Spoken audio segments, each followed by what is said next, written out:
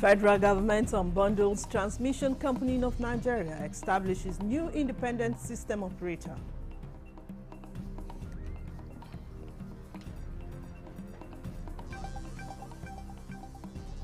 Ministry of Education to embark on national school census to promote functional education.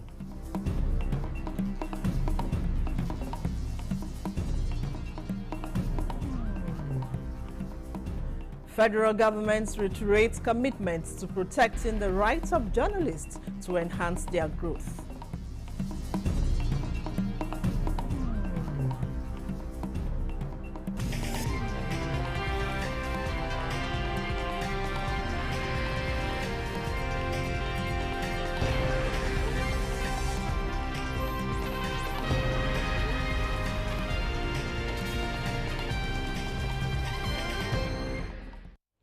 Hello and welcome to the News Desk at 3 on NTA News 24. We are reaching you live from Abuja.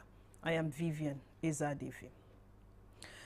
In line with the Electricity Act 2023, the Nigerian Electricity Regulatory Commission, NERC, has unbundled the Transmission Company of Nigeria, TCN, and established the Nigerian Independent System Operator of Nigeria Limited, NINSO. The order released by NERC states that TCN is to transfer all markets and system operation functions to the newly established NINSO not later than 31st August 2024. The order directs the Bureau of Public Enterprises to incorporate a private company limited by shares under the Companies and Allied Matters Act by May 31st. NERC outlines NINSO's responsibilities to include managing assets and liabilities related to markets and system operation on behalf of market participants and consumer groups. The new independent system operator will also negotiate contracts for ancillary services with independent power producers and generation licenses, in addition to performing markets and system operation functions for the benefit of market participants and system users. Before the unbundling, TCN held transmission service provider and system operation. The Nigerian Upstream Petroleum Regulatory Commission says it is committed to protecting the interests of the federal government as some international oil companies dispose and close transactions in Nigeria. Lydia Sampson reports. Divesting Group and the Buying Group brought together face-to-face by the NUPRC, the regulatory agency mandated by the Petroleum Industry Act to ensure transparency in the process. Benga Komolafe says, armed with the legal backing provided by the law, the Commission is determined to ensure adherence to divestment guidelines from all parties. The President, in his capacity as the Honorable Minister of Petroleum, has directed the Commission to ensure a smooth entry and exit framework for the ongoing divestment by the divesting entities.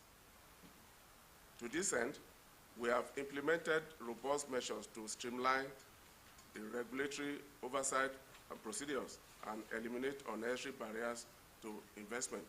Oji Ogbonaya Oji, Executive Secretary Neiti, who aligned with NUPRC, urged the Divesting Group and Buying Group to follow due process, urging them not to forget that oil and gas business is always international in nature. He has issued 90 aligns with that guideline.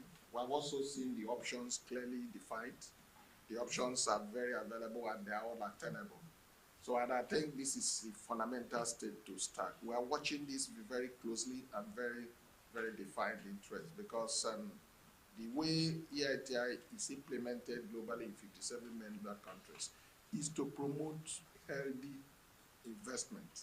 And we encourage you to please play by the rules, abide by the guidelines, make informed decision about the options. And the key issue here is who takes responsibility for the liabilities. A cross-section of stakeholders applauded the fact that the stop date is in sight instead of what looks like an endless process. They are unanimous that the delayed divestment was not in the best interest of all, as oil production has been dwindling. With the projected timeline of 3 months, optimism is high, enabling the investment climate in the upstream sector in line with the President Bola Tinubu's vision and directive will be realized. In Abuja, Lydia Samson, NTA News. And to a bit of education now, the Ministry of Education is set to carry out a national census of schools and teachers, as well as a head count of students in primary and secondary schools across the country. Minister of Education, Professor Tahir Mamman, who disclosed this during a courtesy call on Nigeria's First Lady, says the census, scheduled to begin this month, is part of ongoing efforts to promote functional education in the country. State House correspondent Adeni Taiwo has more. The desire to promote functional education and drive inclusion in the sector, particularly in the area of addressing out-of-school children, is a shared concern for the Ministry of Education and Nigeria's First Lady, Oluremi Tinubu, whose recent interventions are already impacting the educational landscape. We have monitored your activity. It is therefore not surprising that this visit to our office by the Education Minister and his team started on a note of appreciation, with the Minister acknowledging our crucial interventions in the sector. Quality education at the basic level is the major focus of the ministry, and the first step in that direction is to get accurate data for planning. It's not just knowing their number, but those of them who are struggling, who are not in school. If a child is not in school, why?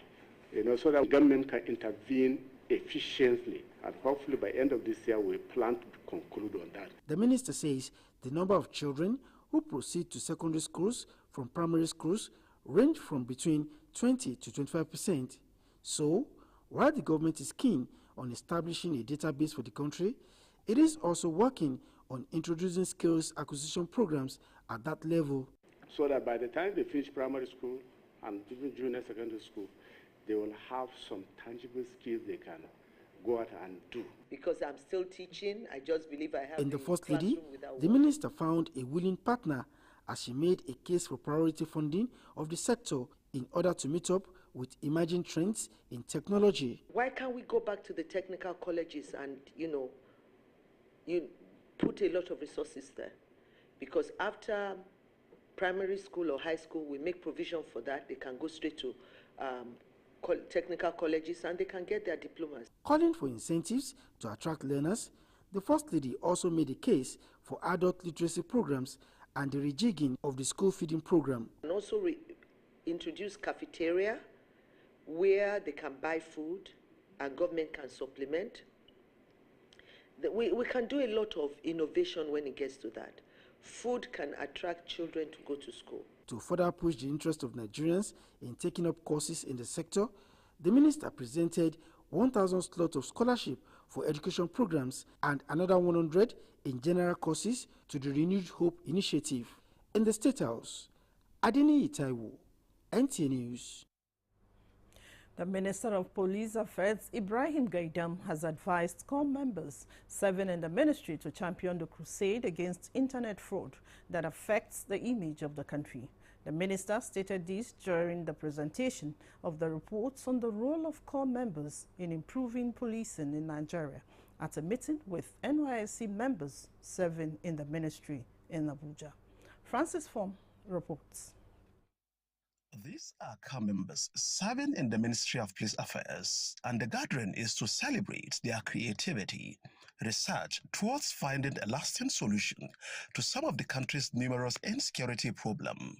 Remember that you are not just serving the Ministry of Police Affairs, you are serving the people of Nigeria.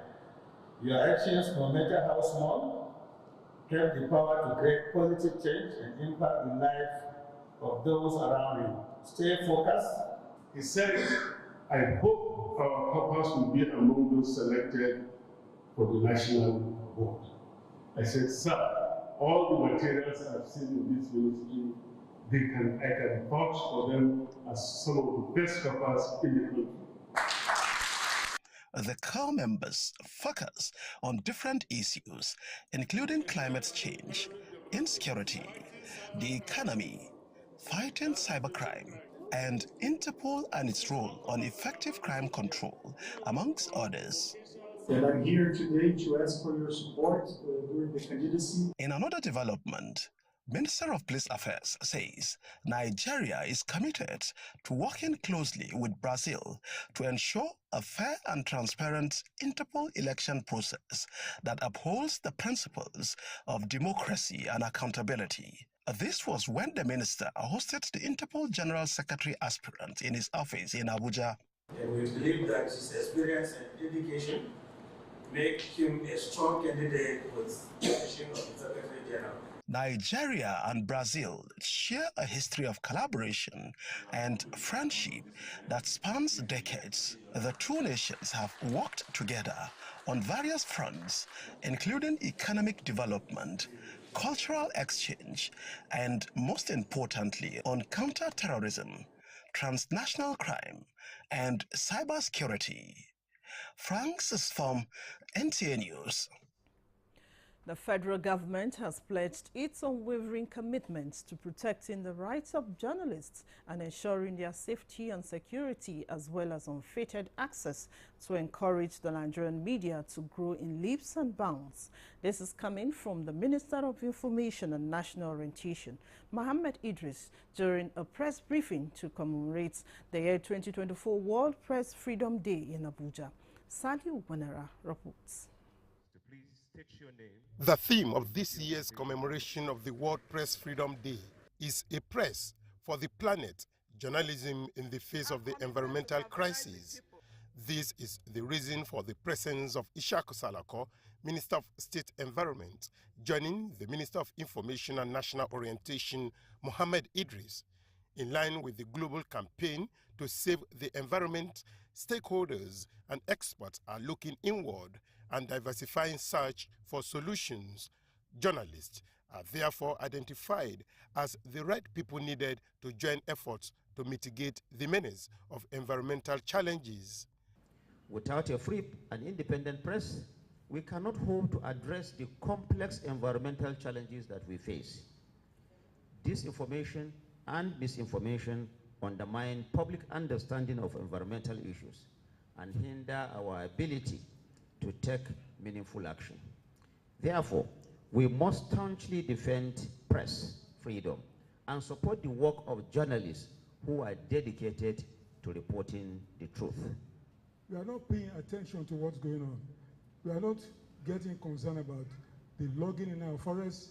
I come from a rainforest region in the southwest, and I say when I go around and I don't see the trees anymore. They've been logged, they've been cut off. And nobody's talking about how do we replace those trees. This was an opportunity for the Minister of Information and National Orientation to reiterate the federal government's commitment to promote and defend responsible journalism. You cannot tear your country apart just because you want to talk about press freedom. We have been talking about FDI's foreign direct investment into this country. You cannot have your newspapers and radio stations flashing about insecurity all the time, about things that are not palatable, and expect people from other climes to come and invest in this country. World Press Freedom Day is celebrated globally to, among others, highlight the pivotal role of the essential service providers. In Abuja, Saliu Wanara, NTA News. As Nigerians join the rest of the world in commemorating the fundamental principles of press freedom, evaluates the challenges faced by journalists worldwide, and celebrates the essential role journalism plays in fostering democracy and transparency, guests on Nigerian Today have delved into critical issues confronting journalists today. From lack of insurance in conflict zones to the threat of censorship and intimidation, saying that journalists often risk their lives to bring the truth. Therefore, it's crucial to protect journalists and ensure they work freely and safely. Because of this idea of citizen journalism, where gatekeeping is neglected. Otherwise, I would say the media has been, especially in the forefront for the enthronement of democracy, for exposing corruption, for in the pursuit of the truth.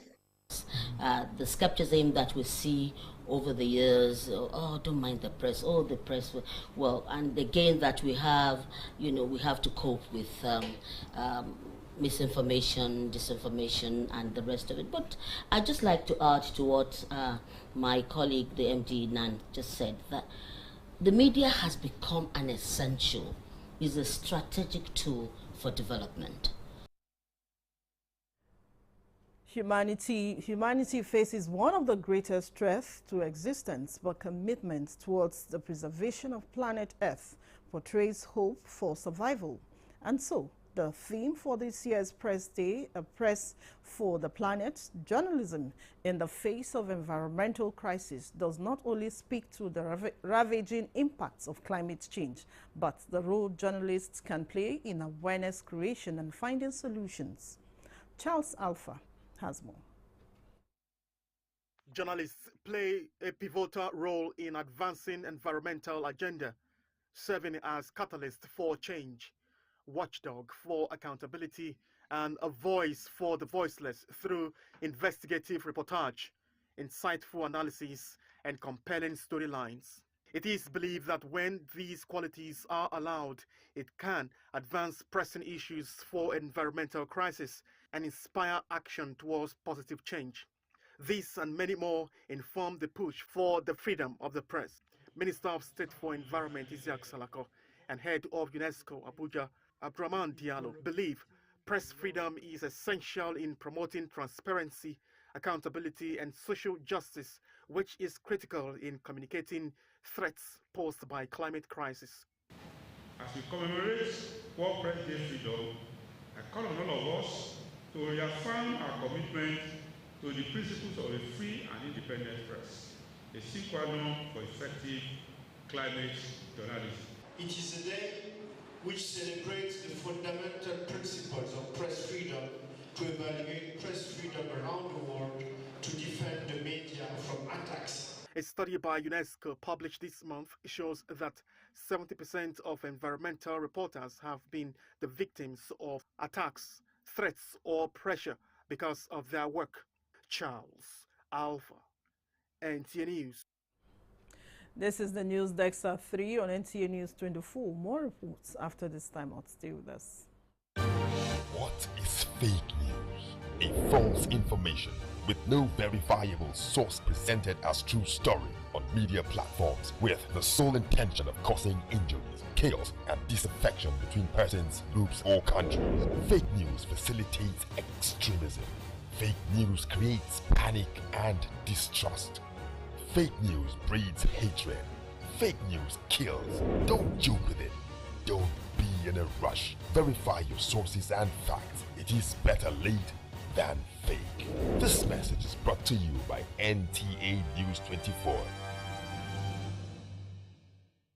Welcome back. Now to health matters.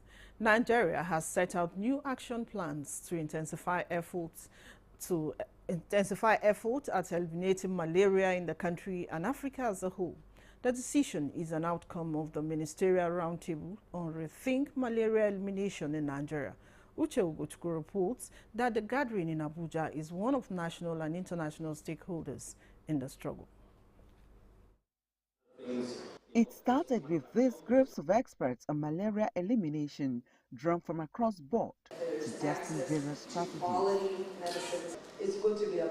Their submissions include usage of data to drive decision-making in malaria elimination, political will, taking ownership of the fight, local manufacturing of medicines, and use of One Health approach, among others. The next thing is really looking at malaria not from a health perspective alone. Malaria vaccine, like many other vaccines, is a very important tool. Running through the health insurance system and the various states through the national health insurance, we felt that this should be appropriated. In our role in appropriation, in our role in oversight and representation, we felt it very important that we should have this activated in the budget for the first time. Nigeria, desirous of changing the narrative of needless morbidity and mortality from malaria, embarked on the Rethink Malaria Elimination Initiative, which aims to re-evaluate its decades-long approaches that have left it with 27% of the global burden of the disease. We have to go back and retool, redial, rejig, and redirect and refocus our efforts in a different way that will lead our country to on the path of malaria elimination and not malaria maintenance. We will be bold in innovating in delivery within our context, but also consider innovative financing mechanisms that can mobilize better domestic resources. We assure you of WHO's steadfast support for the sector-wide approach, and we committed to working with partners to ensure financial assistance is aligned with national policies and priorities. The call to action is expected to accelerate the elimination of the disease in Nigeria and sub-Saharan Africa at large. Uche Ugochukwu, NTA News. The Adamawa State government has confirmed the death of 42 persons as a result of a measles outbreak in Mubi and Gumbi local government areas. The Commissioner for Health and Human Services in the state, Felix Tangwami, disclosed this to newsmen in Yola. Yusuf Jika reports. Health and Human Services Adamawa State, Felix Tangwame, the outbreak has affected 8 wards in Mubi North and 7 wards in Gombe local government areas of the state, with the death toll of 42 out of the 131 and 177 affected persons, respectively. He said, with the quick intervention of government in collaboration with some partners, the situation was brought under control. The report so far is very encouraging. There are no further deaths. Measles vaccines have been released to those areas, and our teams in the field are already containing the situation. But of course, that wouldn't mean we will not put the public on alert. He advised people to ensure environmental and personal hygiene as some of the precautionary measures against the dreaded disease. In Yola, Yusuf Jika, NTA News. The Federal Road Safety Corps has embarked on a series of rallies at motor parks to sensitize drivers on the dangers of overloading vehicles. The sector commander, FRSC Kaduna Command, Kabir Nadabu, says there has been a significant decrease in the rate of accidents along the Abuja-Kaduna-Kano highway. Muhammad Umar Ajengi reports. Overloading of goods and passengers has been a serious risk, often resulting in accidents. This is why the Federal Road Safety Corps moved to minimize the rate of accident caused by overloading of goods and passengers on the highways. The officials embarked on a sensitization rally at major motor parks across Kaduna State.